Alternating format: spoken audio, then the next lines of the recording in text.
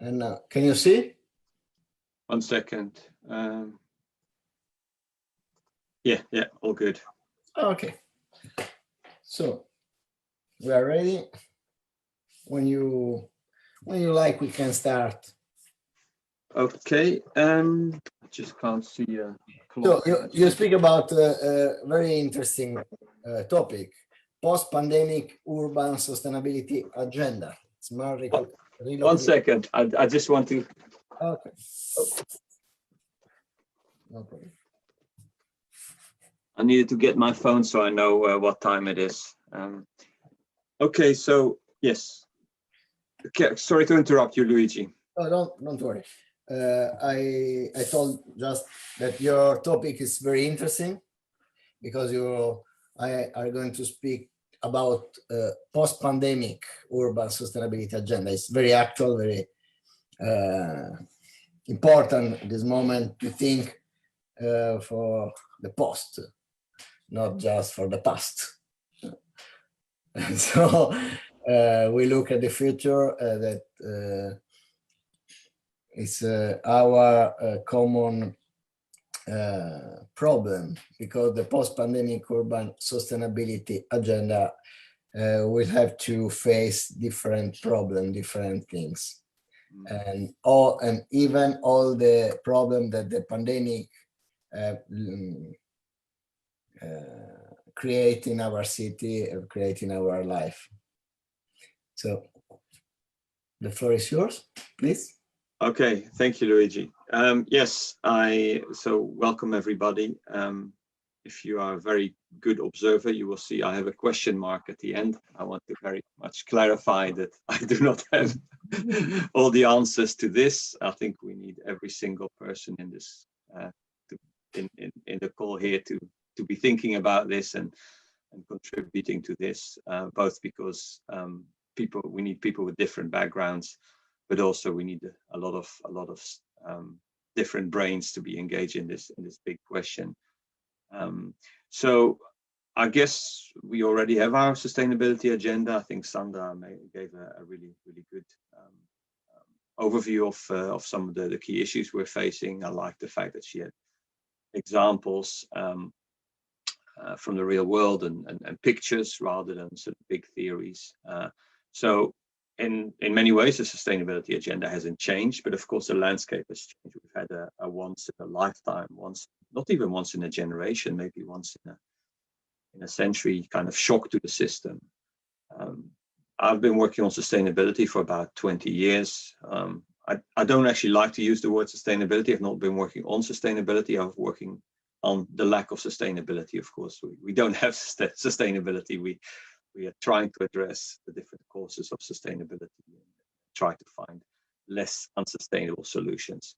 And I used to joke in conferences that the last time we had a big system change was of course the Second World War, and in the case of a world war is the kind of level of systemic shock that can allow you to implement much better solutions.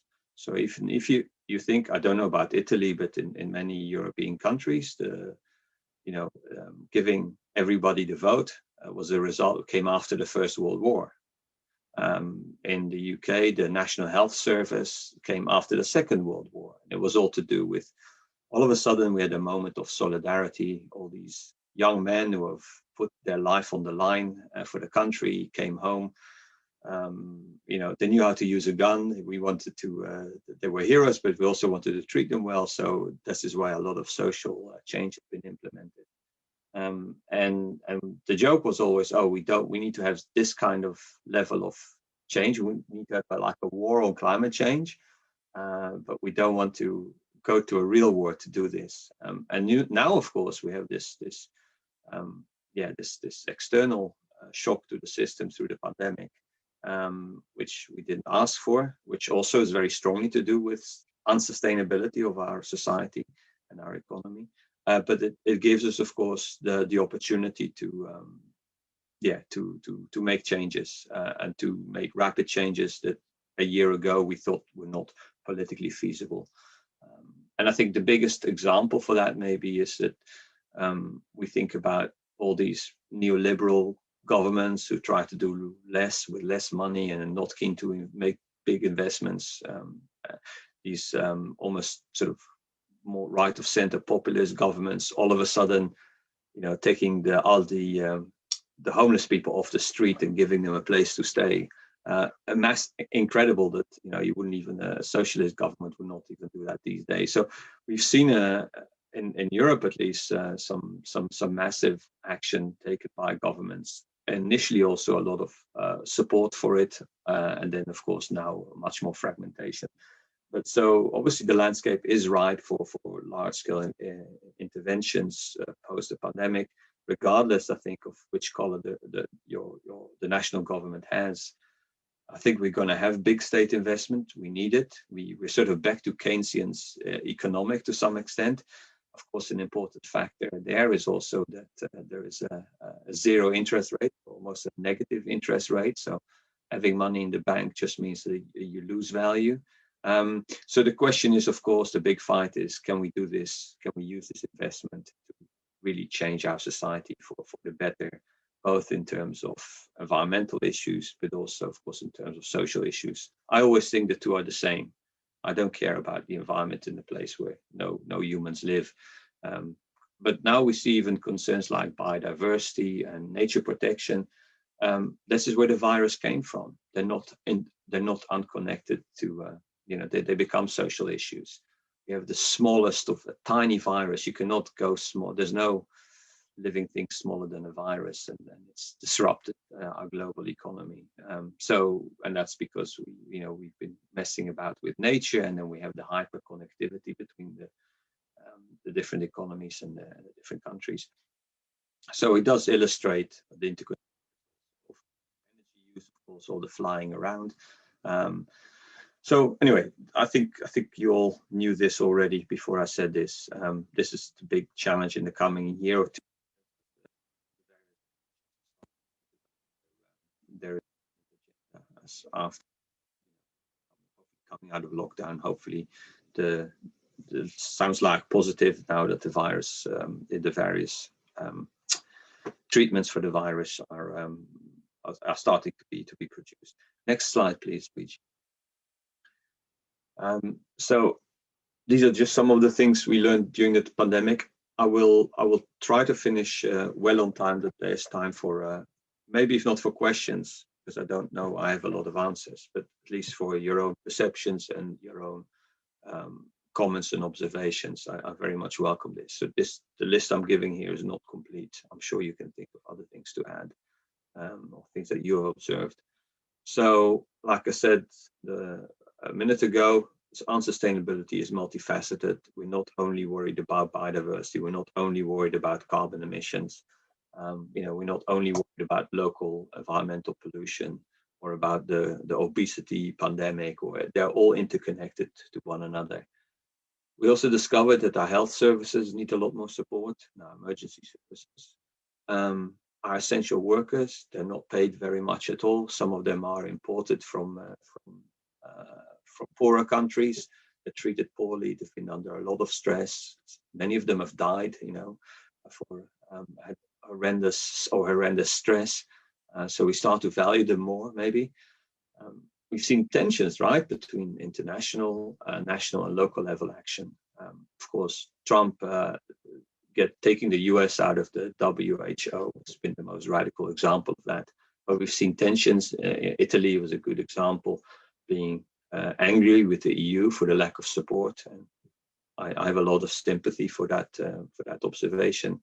In the UK, we've seen that the national government trying to take action and not giving enough support, opportunity for local level action. The national government under Boris Johnson is now famously incompetent. They've proven it like every month, and now and they've continued to make huge promises and then fall on their face and do U-turns. So there's obviously a lot of the action has to be taken at the local level, of course, with national support. So there's also a question there about devolution of not just political powers, but just the ability to act and the ability to help. And Sandra was talking about smart systems, but of course, somebody who works for the local council is smart about the locality. They know people, they know where everything is, and they're much better placed sometimes to solve issues, because we're still, our lives, our social conscious is still much more wired towards sort of local connections. At the local level, we also don't have so much ideology being in the way. You can be on the left or the right of the spectrum. You can recognize the same problem and agree on the same practical solution. So that's another reason, I think, why it's important that we enable people to take local action. And it's not just the councils, of course, it's local businesses, local individuals. People don't compartmentalize like this at the local level. They don't just wear one hat. They're both. They've got kids in the school. They walk along parts of the city every day. They know people in different parts. So we behave less.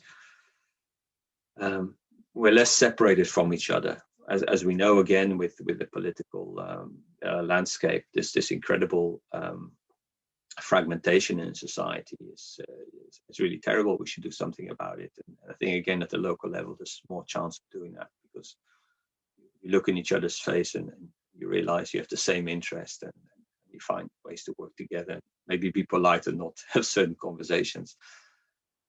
We've seen lack of access to local green space. I've seen something in stuff in Italy. I'm away in Spain. Kids were locked up in their homes for a long, long time. Of course, in the poorer parts of town, there is less access to green space. That's a real concern. We've seen the value of short supply chains, not just for for the face masks and the gloves, but for everything, food. Literally everything of our essential needs. And like I said before, there's a question mark now about the neoliberal state, when we actually need to make more investments. I think we seem to have some kind of a coming together of that sort of wider level agreement on it at the moment. Of course, politicians will fall out with each other soon enough. Next slide, please. So the challenges for a green recovery. So we got all the old ones from climate change. I say old, they haven't been unchanged by the pandemic. We need to decarbonize electricity, heating, transport, and industry. We already know how to decarbonize electricity. We're doing it. This has been a success story. It's not going fast enough, of course, but it's going fast. The UK was a laggard in environmental issues. The EU. I remember when I started working on this 15 years ago, the UK was a joke, and now it's world leading in offshore wind. In only 15 years, it's nothing. Despite the political changes, both parties were determined to support this. Scotland is 100% renewable electricity production. Of course, it's connected with the wider grid, and sometimes they need to import. They're not always exporting. Denmark is the same, so that's Norway's the same. So we've had massive success story there.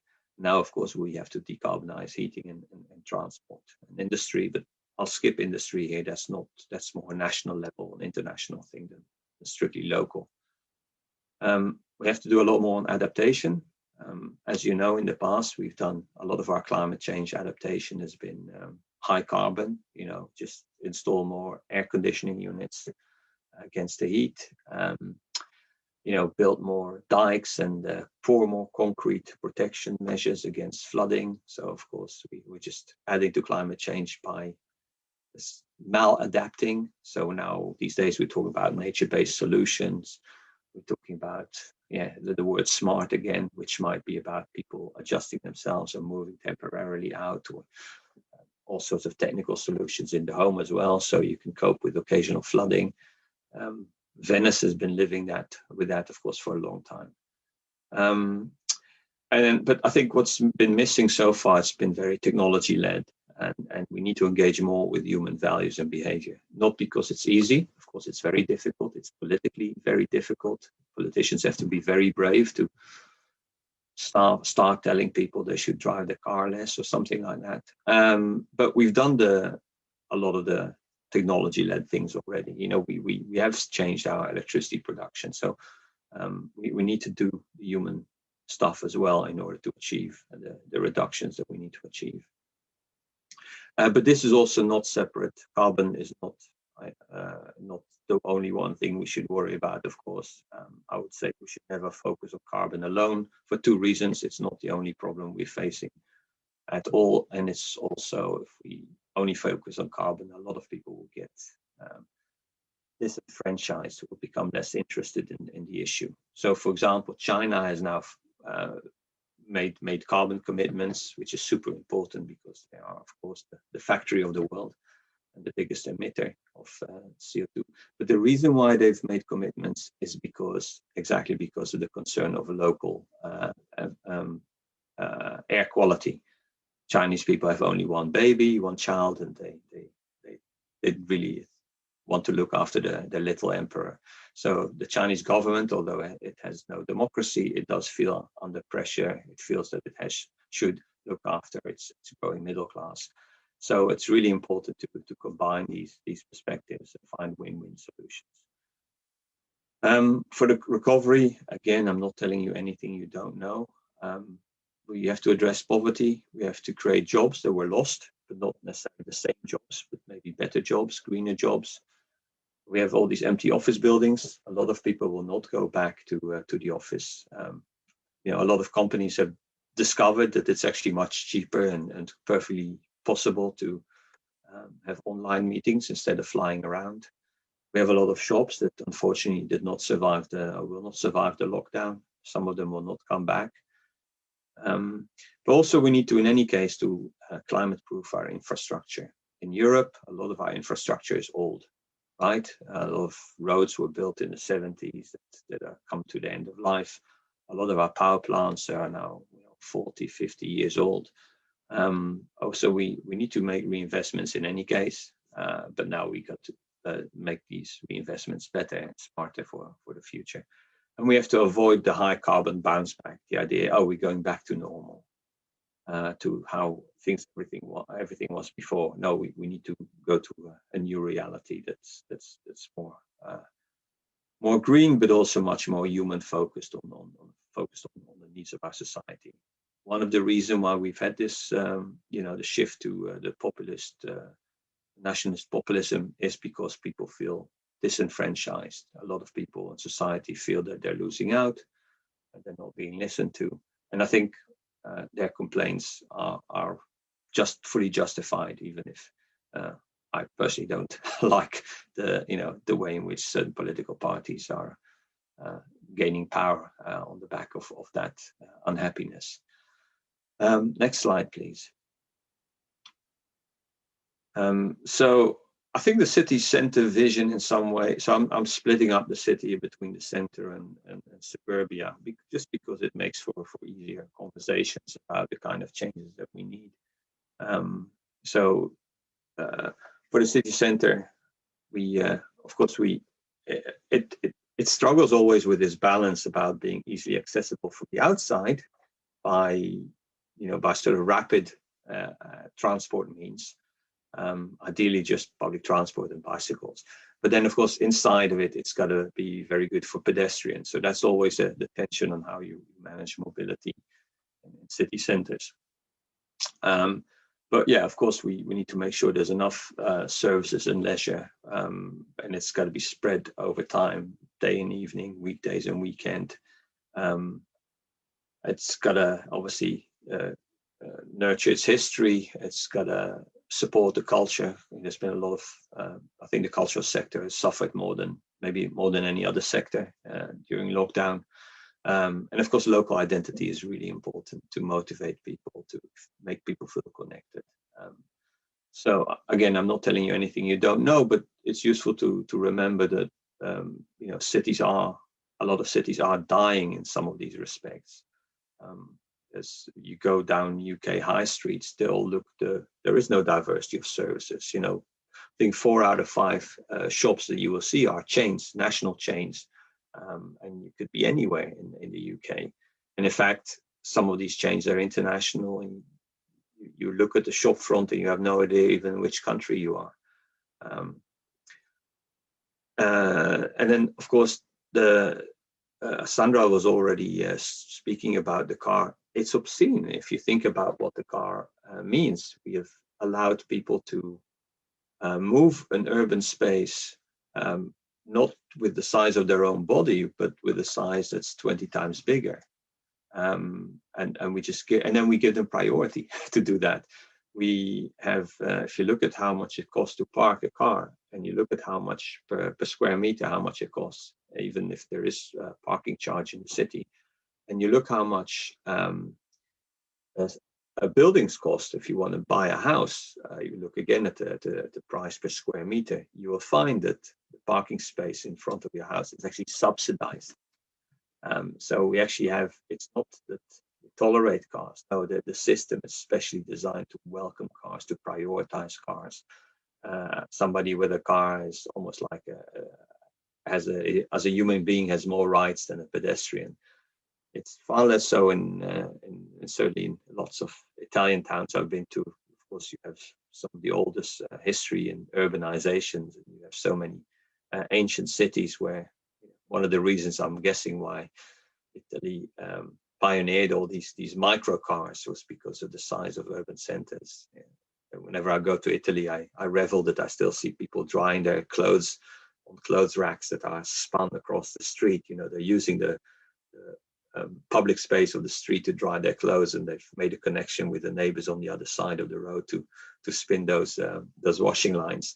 And not only are they using public space, urban space, but they're also collaborating with neighbors across the street, and it's a low carbon solution. And it's a culture, right? It's a culture of doing it like that. You go to the US, some places, there are laws against drying your clothes in public. It's a scandal. So people grow up with a tradition of always using a tumble dryer, even if they live in the desert. And it takes 5 minutes for your clothes to dry outside. Okay, but so clearly, you know, in city centers, just the noise from cars, the level of air pollution, a lot of cities, you know, are exceeding environmental health pollution concentrations in Europe, and there's a lot of pressure on them to take actions. The solution is very simple, and it's to ban cars from city centers. But congestion itself, Sandra had this wonderful this violent film about somebody having road rage. You know, congestion has a lot of mental health costs. It's an example where people have too many cars, of course. And then the fact that we fill cities with flyovers, with car parks, it's obscene, it's ridiculous. It's a very poor use of public space. But we also need enough greenery. We have to realize we want people to live in the city centers. I've been to city centers in the US where it looked like a film set. There's like nobody living there. It used to be run down. Poor people were starting to live there. Rich people were fleeing to the suburbia called white flight. And then they came in and they refurbished the city center. They prettied it up again. They cleaned it. But nobody lives there, and there's no economy there. People maybe go there only on the Sunday to have to go to a cafe. So really, really strange things to see. So of course we want to have people living in the city centers. We want to have people from the other parts of city visiting, coming there for their services. We want visitors from nearby. We want tourists from afar. But there's got to be a balance, and all these people got to be catered for. So we can't have too many tourists. You probably know about how some cities have really pushed back against it. Venice is, of course, again, the most famous example, with Madrid and Amsterdam, and really fighting against this massive tourist industry. It's just lack of balance. I mean, more quality and maybe less aggregate figures of numbers of tourism, or focus on some kind of GDP measures that don't capture the loss of well-being of local people. Next slide, please. Okay, so suburbia is another thing that's been made by the car, if you like. So the rest of my talk is more about larger cities in the global north. I'm not talking about shrinking cities. This is an issue, of course, in quite a few countries, a growing issue. I'm also not focusing on rapidly growing or expanding cities like like in China or in Africa. So we are talking about questions around densification, around transport modes, which around suburbia as a dystopian form of living. Next slide, please. And what I think is useful here is I always think it's useful to go back to history to understand where things come from. So suburbia is not a recent invention. So the whole American dream that I grew up on, and the generation before me grew up on, about having a car, maybe a 2-car household with lots of space, etc. It's the idea, and I don't blame the Americans for it. We bought it into the idea through television and through Hollywood. But of course, it's not at all suited for the European city, which of course a lot of it was developed before we had cars, and was therefore much more based on walkability, built at the scale of human beings and social units rather than technological units like cars. We have the old von Thunen definition of a city and its hinterland, and about the cost of land and the kind of things you do with land. We have the classical Western tradition. We have the central business unit district with the tall flats. But of course, suburbia has been attractive for people individually or within families to live comfortably, but by doing so, almost extracting themselves out of the pre-existing urban fabric. Next slide, please. I think this is just a picture from Paris. I think you're quite familiar with that already, and then you see some of the high-rise buildings of the banlieues as well. Next slide. This is a quote, a book about the history of development of suburban life. So as long as man has been building cities, families wealthy enough to arrange it have sought to escape the dangers and discomforts of urban life by removing themselves to the suburbs. Actually, you can see this in Europe. You think about, I'm sure it's the same in Italy, where actually the nobility wasn't living so much inside the city, they were living in estates nearby. You go to Brussels, the biggest forest in the whole Flanders. Oops, something went wrong. Okay. The biggest forest in Flanders is right next to Brussels, because that was, the hunting domain of kings and nobility. The same you see in the UK, the area around London, the area in Surrey, so southeast and southwest of London, is the most forested part of the whole of the UK, because it was exclusively for wealthy people living, close to the city, but in splendid, beautiful rural settings. Thank you. Next slide. And then, obviously the American dreams.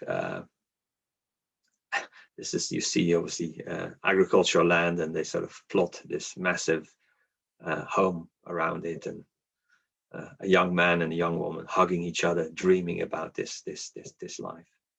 Next slide, please. Again, this is, obviously big cars, a big parking garage, so many bedrooms, so many bathrooms. You're familiar with this iconography of the West. Next, please. And reality, of course, is shifting always. So we've seen an increase of cycling in every country, I think. In the US, we've seen examples where they changed local bylaws. So in the past, you were not allowed. People already had electric vehicles.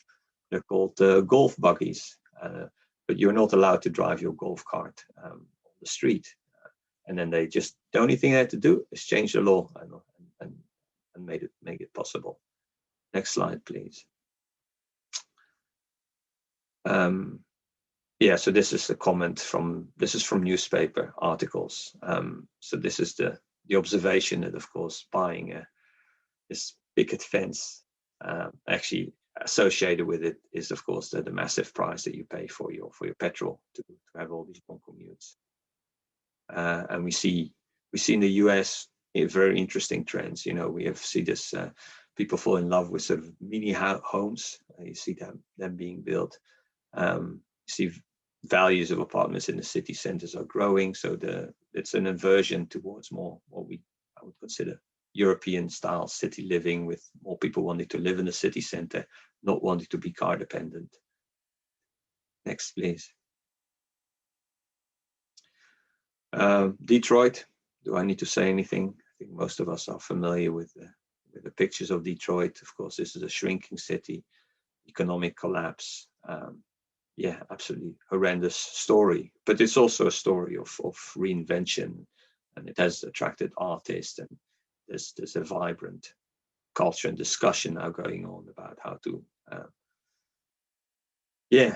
to have a green start for this the big, most iconic clash of a city. And of course it was the car city. It's not just any random city. It was car city number one, and it's the demise of the American car industry, not because we stopped using cars or buying cars, but we stopped using gas guzzling, energy inefficient American cars.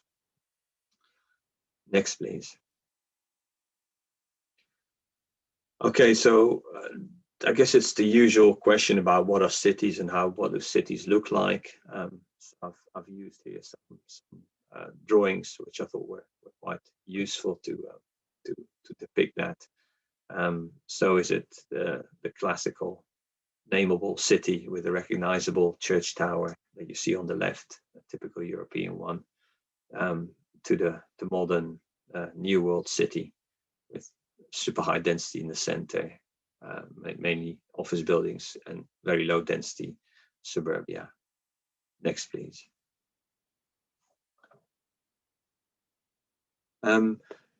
Yeah, so of course also there's a question about how cities are organized, and how zoning came to define spatial planning came to define the modern city, and in many ways maybe messed it up. I live in Lancaster. I'd like to tell you that behind me is a virtual background, but this has become my office. This room, it was a storage room more or less, because of the lockdown and having to teach remotely. It's a multifunctional space, right? But Lancaster is a good example. It's a city of it's a town. Formerly it's a city, but it's only 50,000 inhabitants. It has a university, 1960s, made out of concrete, beton, in the outskirts. You have to take a bus to get there, or the car. And whereas the city center is losing shops, and actually there's a lot of space for it, and it's a beautiful old city center. I think ideally I would like to see the university moving into town, and then that will create a lot of pedestrian activities in town, and would make it come alive again. For me, that would be a logical solution. But in the 60s, they were thinking about these zones that were separating everything out. Next slide, please. Again, just the pictures of how the different conceptual theoretical options, but some that have actually really come to pass. I've been to China, and some of the Chinese cities are like the one in the bottom left, that there is no real center anymore. Because it's a Chinese communist state deciding where the business district is going, it could be moved completely out of the center, completely somewhere else. Of course, the scale is also very different.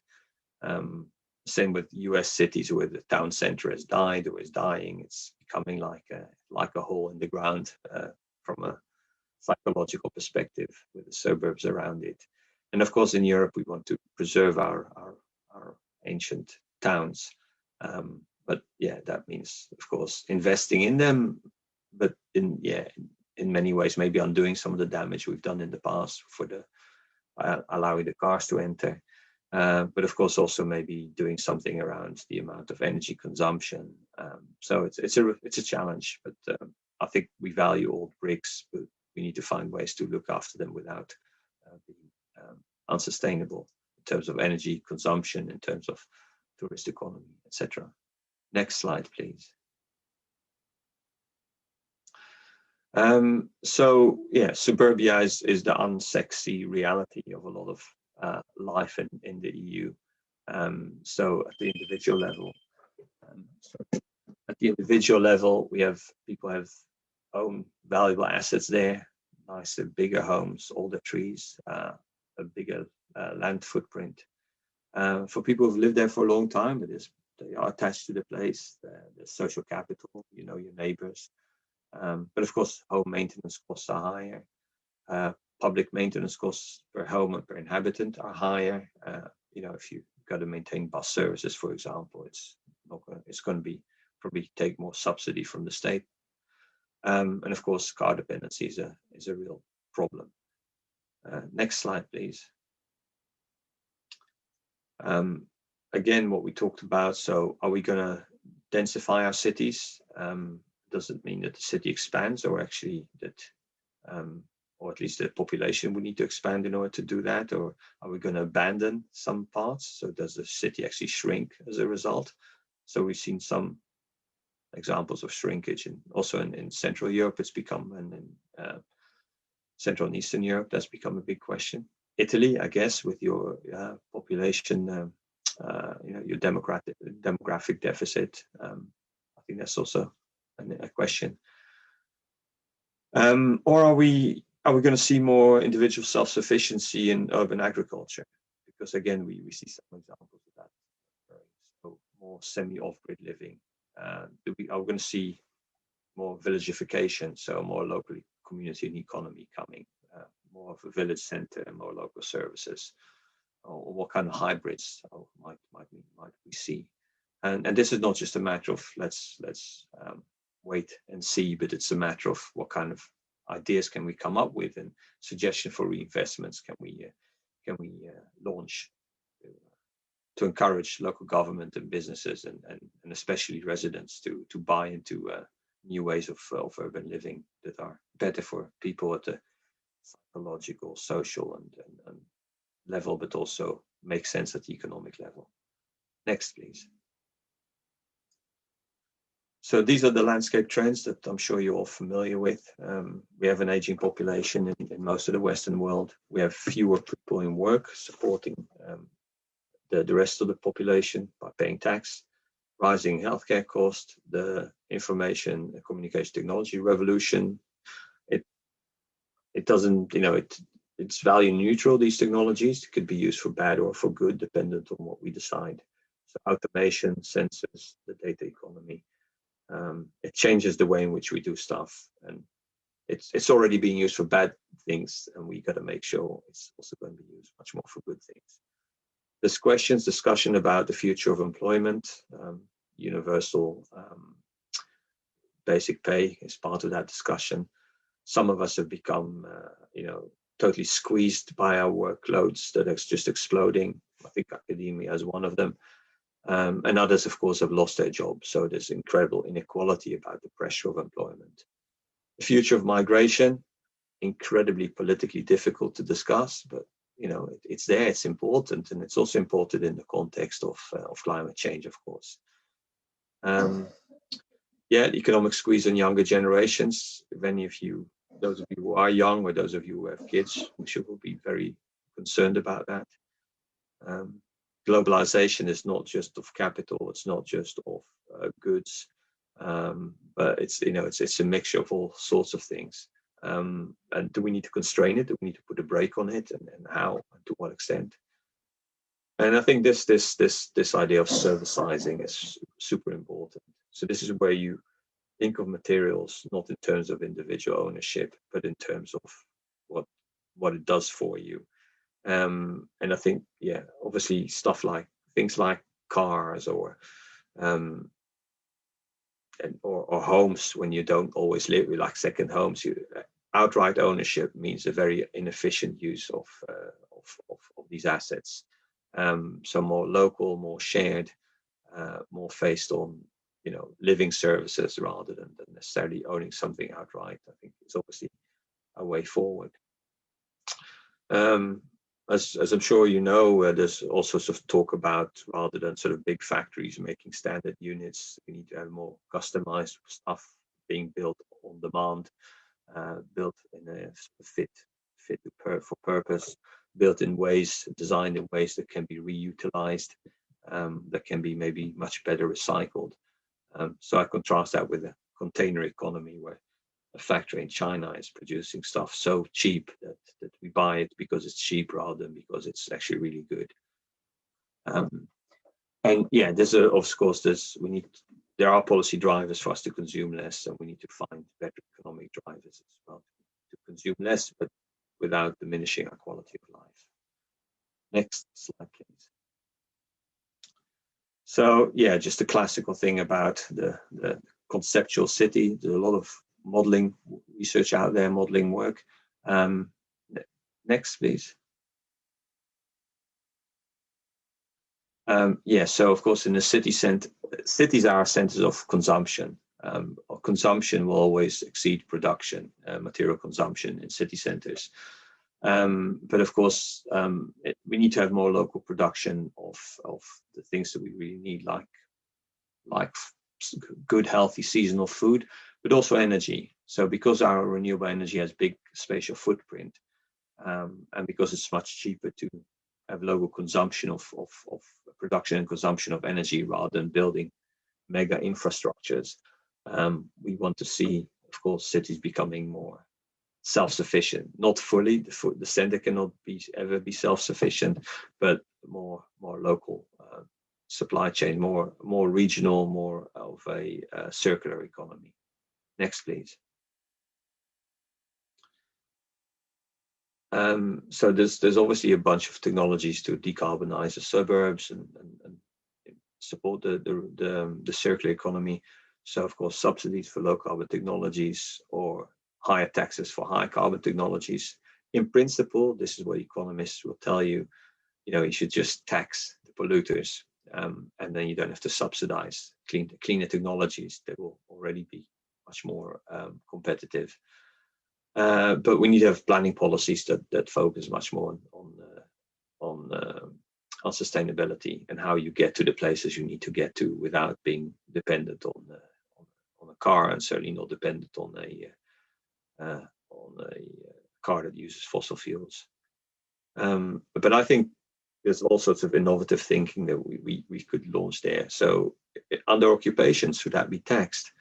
Heat emissions from buildings, should we tax that? It's a form of pollution or wastage that we could tax. Tax on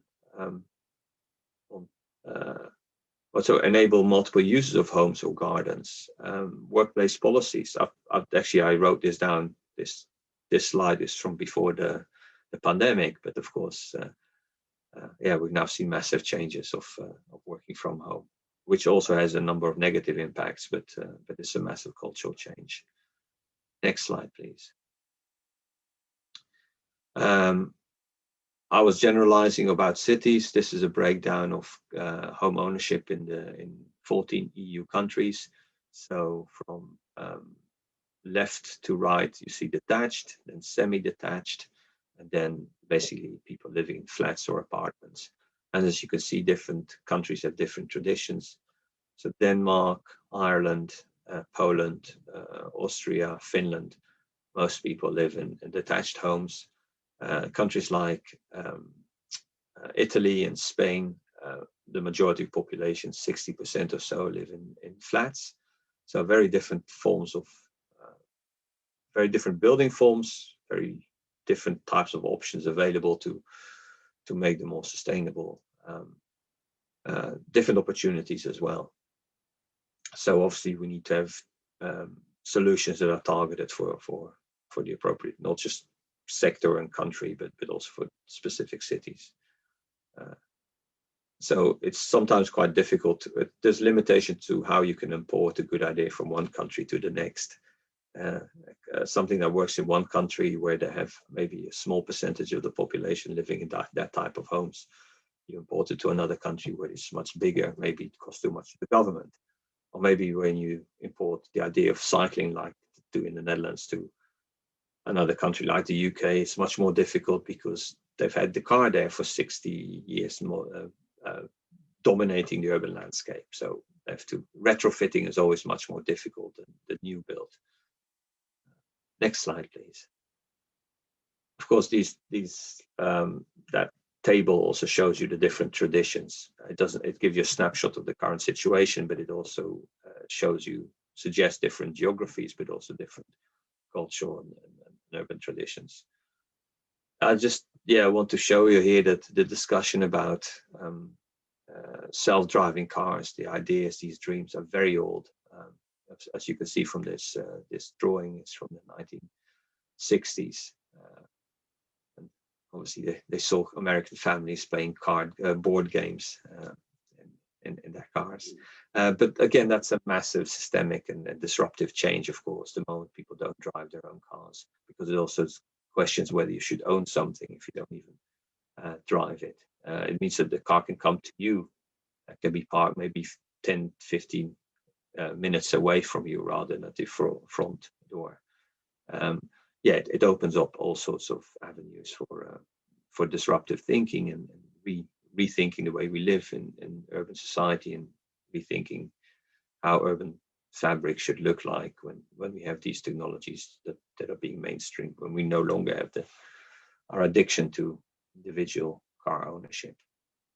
Next slide, please. So I think this is a massive disruptor, this whole idea about the sharing and collaborative economy, or the servicizing. So this is it's facilitated by technology, but conceptually it's of course nothing new. Producer and consumer cooperatives have been around for a long time. I know, you go to villages in Italy and you see producer co-ops all the time. The idea to buy stuff collectively for bulk buying and have a lower unit cost. These things are also great examples of getting better value for money by working together and focusing on your actual genuine needs rather than stuff that you can access, limited things that you can access at particular moments. I think maybe the last bullet point is important. It's a lie that we always buy what we want and the customer is king. That's been a complete lie for a long time. We buy what we've been advertised to buy, or what peer pressure, etc. A lot of our technologies are not at all fit for purpose. A lot of what we wear is not at all based on comfort or genuine personal appreciation of beauty. There's a lot of social pressure, and a lot of the pressures come from players in society who look to make a profit on that basis rather than something that's inherently good for society or good for people in the long term. Think about alcohol and cigarettes, commercials. I'm not telling you that these things are, we obviously enjoy drugs, but again, it's a good example that they're not actually good for you, but we've been led to believe for a long time that these things are cool and we should want to have them. Next, please. I think this is a penultimate slide, so I hope people have some energy to make some comments or ask some further questions. So change is always happening. The question is, how can we make change happen in a direction or in a speed that is more beneficial? So I think we need to change expectations. We also need to do more learning by doing. I mean, it's not a problem that we don't know exactly what the future needs to look like in a detailed way, but we need to start experimenting, and experimenting not with the expectation that we get it perfectly right, but experimenting with the expectation that we learn a lot with these experiments, and that we can then improve as we go along. I think we need to break down. I recognize where people's life phases make them particularly susceptible, particularly interested in certain changes, rather than try to change people in a stupid way. Somebody's just bought a car. That's not a good moment to tell them that they should abandon their car. It's good to speak to people who haven't bought a car yet, or people whose car has reached its a much older it's become quite old or people are looking to cut costs. And I think the idea of lock-in, we always talk about the high carbon lock-in and people being locked into car dependency. There's a lot of opportunities to create low carbon lock-ins, to create lock-ins of being more dependent on local supply chains. So that's what we should look for, because then the beneficial changes become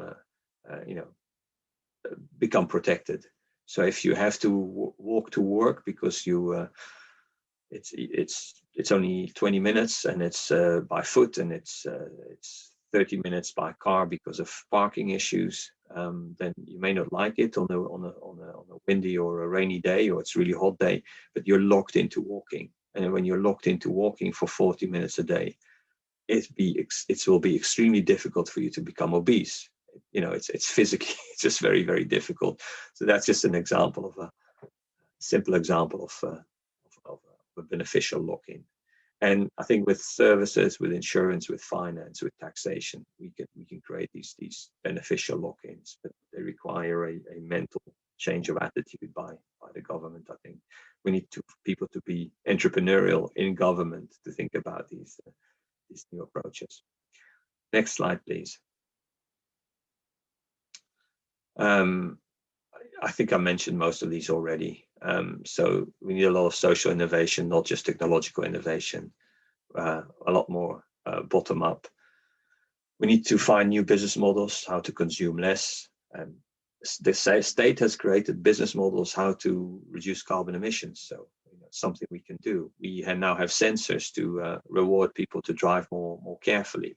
Again, it's design sensors that encourage people to consume less fuel whilst they're driving.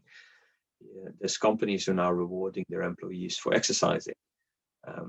So some of it sound like a brave new world, a bit scary maybe, some kind of a digital fascist society that forces you to be healthy and exercise a lot. But I think in principle, there's some really positive opportunities there. And I think I mentioned most of this already. We all know we've known for for a century that income, once your stomach is full and you have a roof above your head and you're warm, your well-being is more important than the material goods. And I think super important for the 21st century is also reducing inequalities and the wealth gap. And again, there's a very strong evidence that actually most people become happier. Average people who are already not poor become happier if they live in a society where there's fewer poor people. So it's a good thing, even not only for the poor, but for virtually everybody. Next slide, please. I think I'm there already. That's it. Okay. Thank you for listening to me. I hope we have we still have 5 minutes, and I hope we can get some discussion going. I would very much welcome other observations or ideas. Okay. Thank you very much, Dan. We ask to the floor if there is some comment. You have put on the table a lot of suggestions, a lot of points to be analyzed. I think that you focus on really important topics that are our future challenges that we have to face on. In particular about the suburbs, because always we concentrate our attention, our policy on the city center when we are speaking about when we speak about smart city, no? And mainly the focus is on the city center and how to create a city center more attractive, more interesting, and so. But our city, because of the evolution of the city in the last year, are main part of the city are suburbs. So if we don't look in this part of city in a different way, our solution could be not efficient, not effective. So I think that you touch a very important point with your presentation, with your vision. So there is some question from the participant. Somebody have a comment, question, curiosity? You're sleeping? No, I'm joking, of course. It's difficult. No, I also have, you need to invite individuals sometimes to speak, because people are, my students are also shy. They're not shy in the classroom, but they are always shy online. I don't know why. There was a comment of Sandra, but Sandra has to be has to go, but she comment the city of urban communities versus the anti-city. Fantastic that.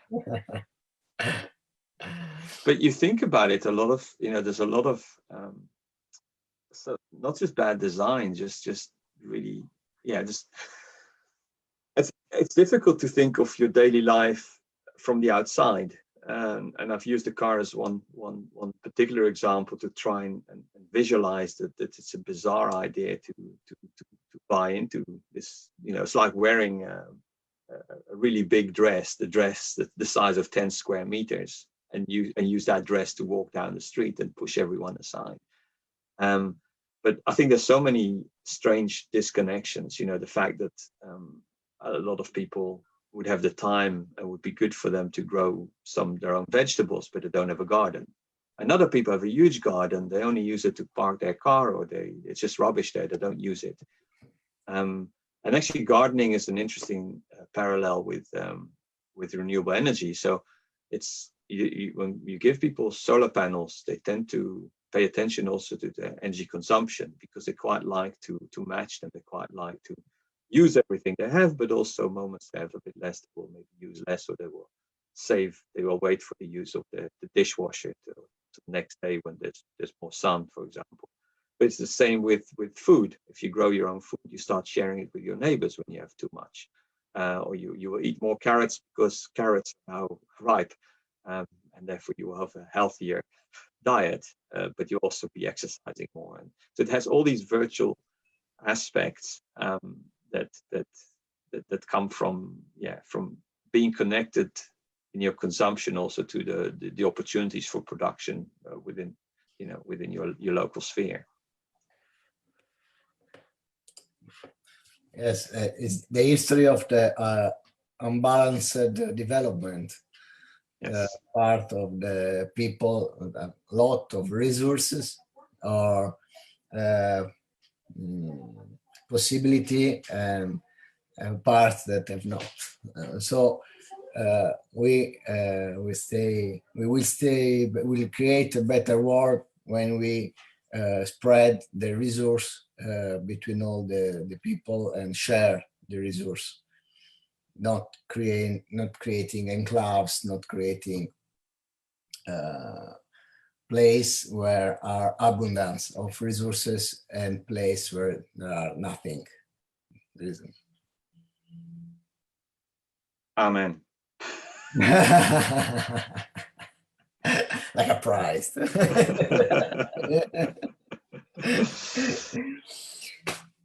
Okay, so we are perfectly in time, and I think that our digital lunch is finished, because our participant, I think, have to go to eat something.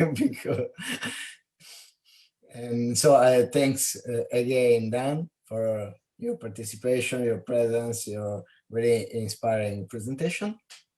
Thank you, Luigi. Thank you for inviting me. But I invite you to stay in our and to participate in our lab. I think you have the link for the lab. When you want, when you like, not a problem. Please connect. You are very welcome. Ok, mille grazie. Prego. Ciao. A presto, grazie ancora. Grazie and bye bye. Bye. For the participant, nice afternoon. After, as said Sandra, after digital lunch, this digital siesta. And we see for the laboratory. And see you at 5 p.m. for the digital laboratory, for the co-working lab. Thanks to everyone. A good lunch. Bye.